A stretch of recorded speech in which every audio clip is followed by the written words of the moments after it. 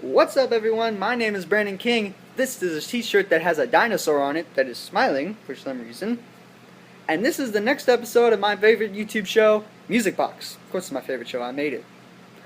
This is the show, in case you're new to this, where I wrap up all the latest news stories so that you, the viewers, know more about music news than all of your friends, and you can rub it in their faces. First of all, I just want to thank all the people who watched the first episode, so that means I know that I'm doing something right. Please, leave me in the comments if I'm doing something wrong. I would like to know how to make the show better.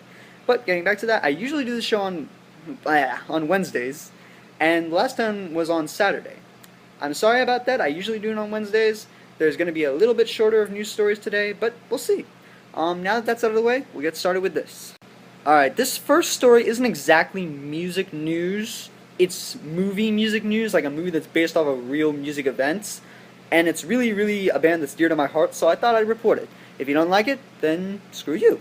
Sacha Baron Cohen, the actor who's been in films like Borat as Borat and Madagascar as like King Julian and stuff, signed on a few years back to play Freddie Mercury in an upcoming biopic, which is set for 2014.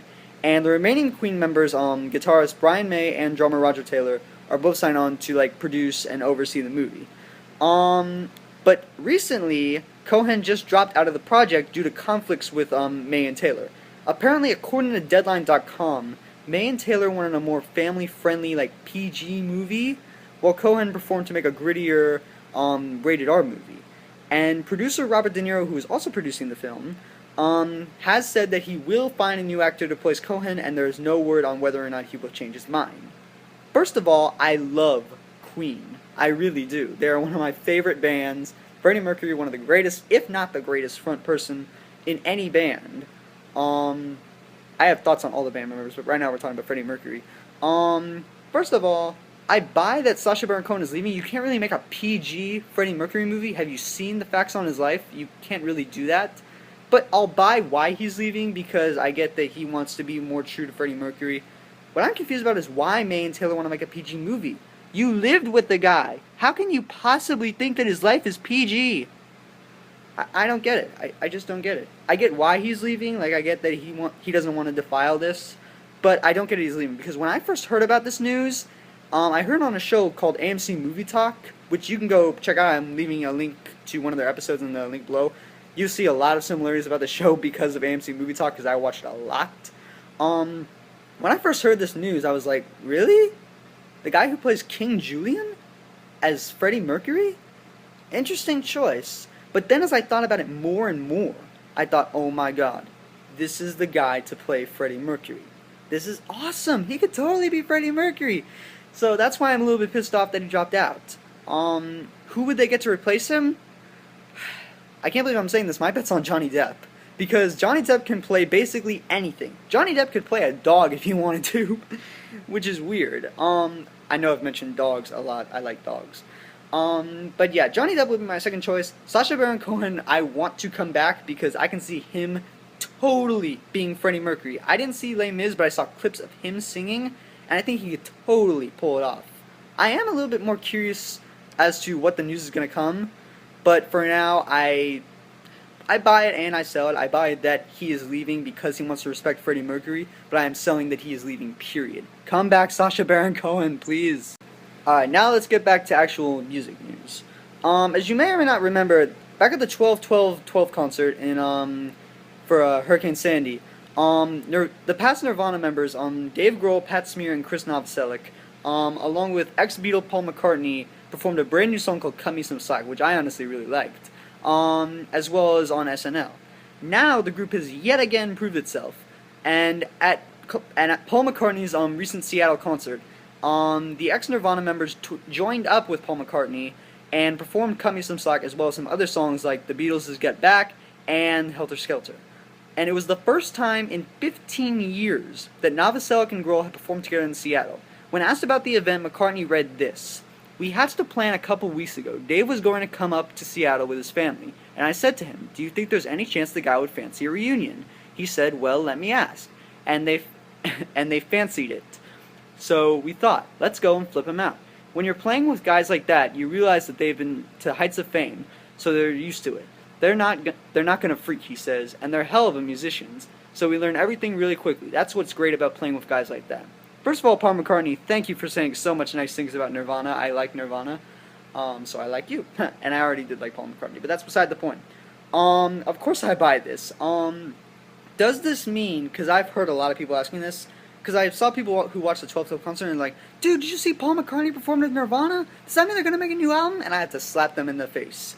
Because as awesome as a Paul McCartney Nirvana album would be, as amazing as that would be, it's never going to happen. I could be totally wrong, but as far as I can tell, it's never going to happen. First of all, it's Paul McCartney, the freaking Beatle, who is extremely talented and extremely busy because of extremely talented. Dave Grohl is busy with the Foo Fighters and then Crooked Vultures. Chris Novoselic is basically in a semi-retirement. Pat Smear is also with the Foo Fighters. But yeah, I don't think that they're gonna be doing a full-length album. Maybe they'll do another single here and there. I would like that very much. I want to see more of these guys. Paul McCartney goes great with Nirvana. Like, you would think, with the die-hard Nirvana fans are like, you can't replace Kurt Cobain? What are you talking about? Blasphemy! No, but, I actually buy Paul McCartney doing some songs with, Nirvana, or even with the Foo Fighters, I don't care.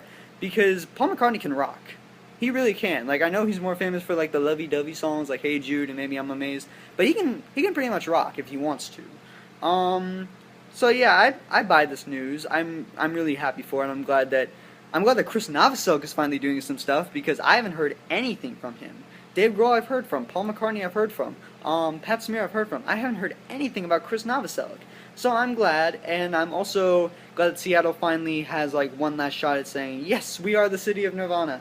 So yeah. Alright, next up we have this.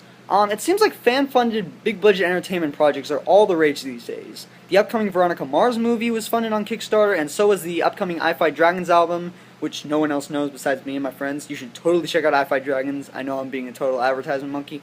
I'll go on. They were completely funded by fans. Now, ex-Guns N' Roses guitarist Slash, who is also a rock icon, is getting on the bandwagon, and he is producing the upcoming movie Nothing Left to Lose. And he's asking fans to contribute money for the soundtrack on Pledge Music. When asked why, he said the following: as a co-producer of both the motion picture Nothing Left to Lose and the soundtrack to the film, I've been heavily involved in every step of the creation of both the film and the score. I've decided to make this soundtrack exclusively available on Pledge Music as a way to gain more personal interaction with you guys, the fans.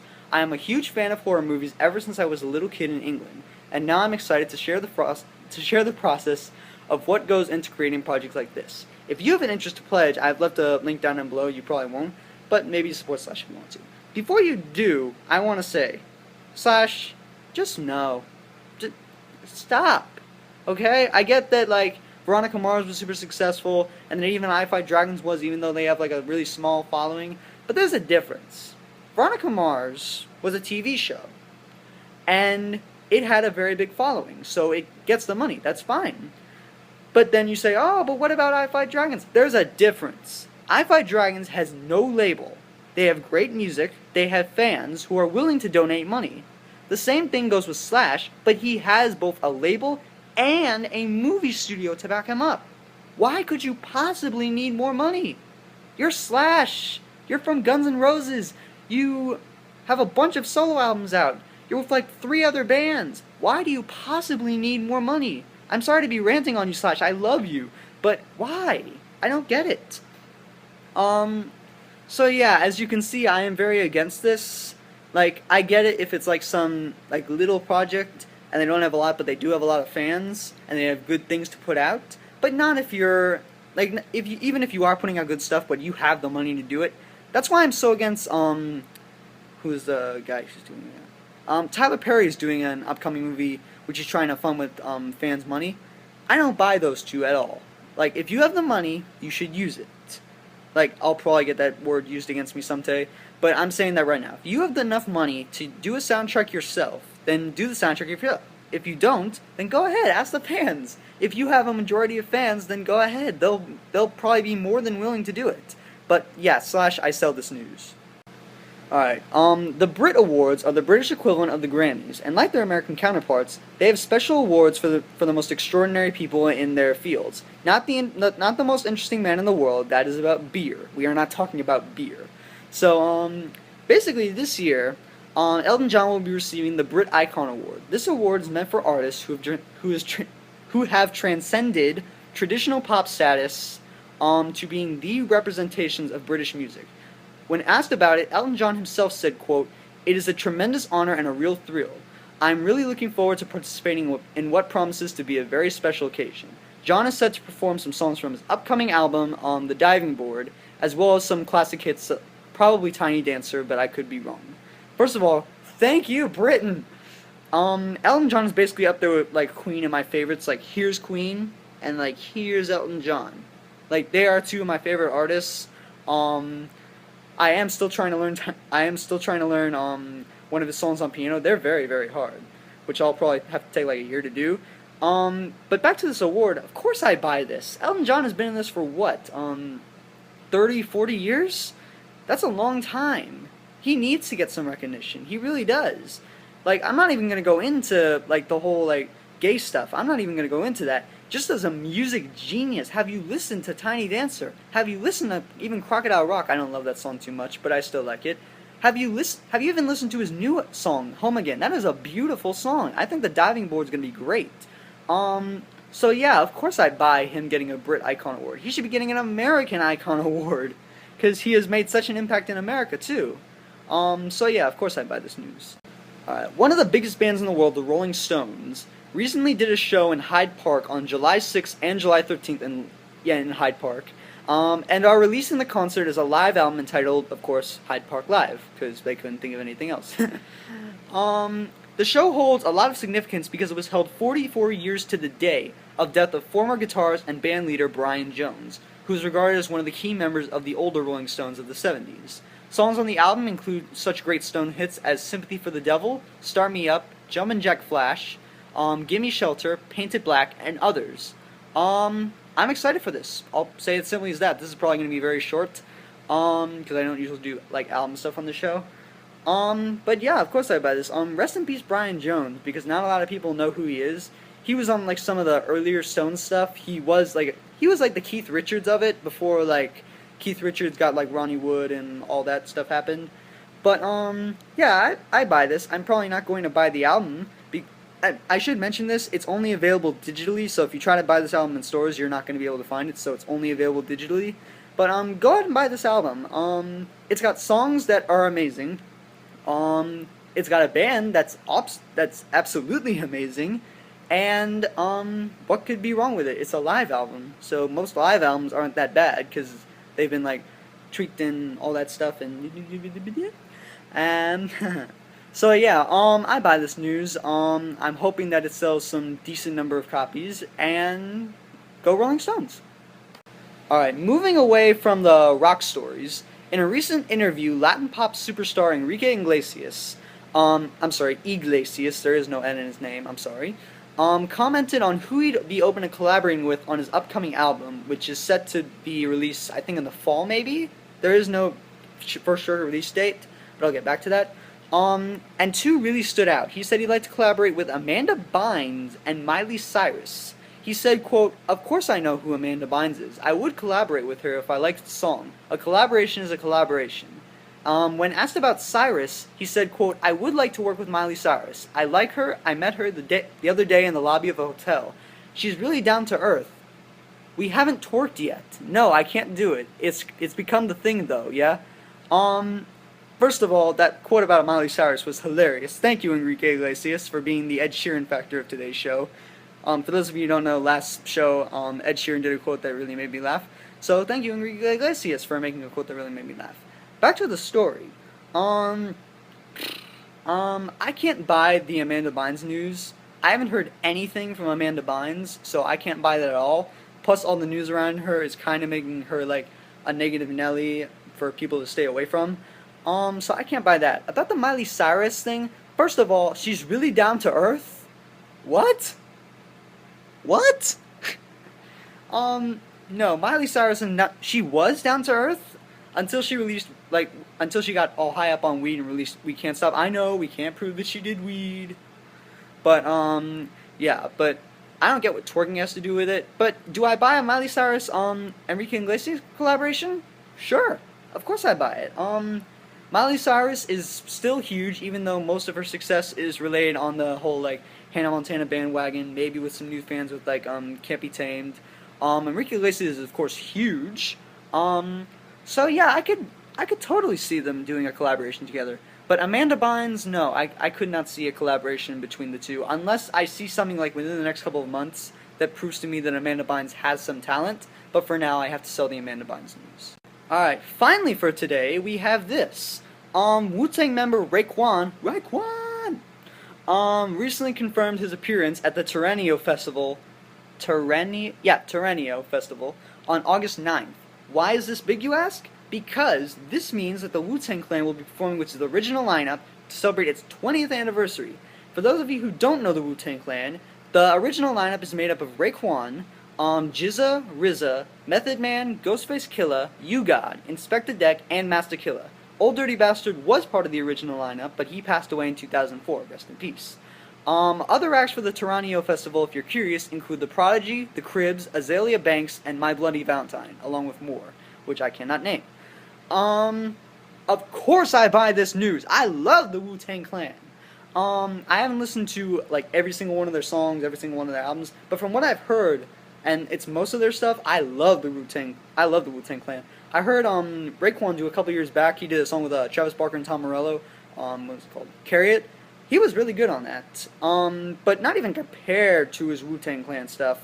Who else? GZA, RZA, awesome producers and even decent rappers. Method Man, Ghostface Killah, U-God. The list goes on and on.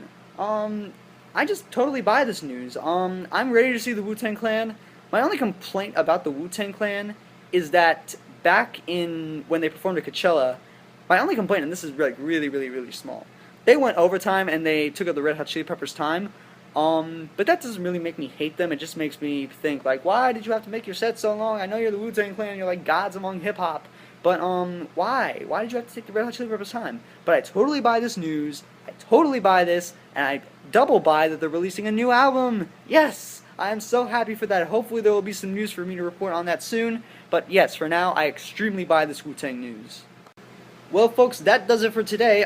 Thank you so much for tuning in. I would be nothing without you guys, the viewers. I'm doing this for you guys, so you guys know more stuff about music. I know I just said you guys a lot. You guys. If you like this video, go ahead, subscribe to my channel. You'll get updates to all my stuff. I left the description for my band channel, which I forgot to do last week. You can check out all my drum covers, music from my friends, my band, all that stuff, just to try and expand your music knowledge if you want to. If you want to support me even more, I've left my Facebook right here, Brandon BK King. You can like that, get album reviews, stuff that you wouldn't get on the YouTube channel. And please, I'm begging you, leave some stuff in the comments or on the Facebook page in the comments. Just please, tell me what I did wrong, tell me what I did right, tell me what you want to see, what you think about these topics. Do you think that Wu-Tang sucks? Do you think that Rolling Stones should have released some new material instead? Just please, give me some thoughts on this, because I don't want to feel like I'm the only one. So yeah, I think that's it. On behalf of myself, this Dino t-shirt, this Witch Punch card, and all of you guys out there in YouTube land, have a wonderful day.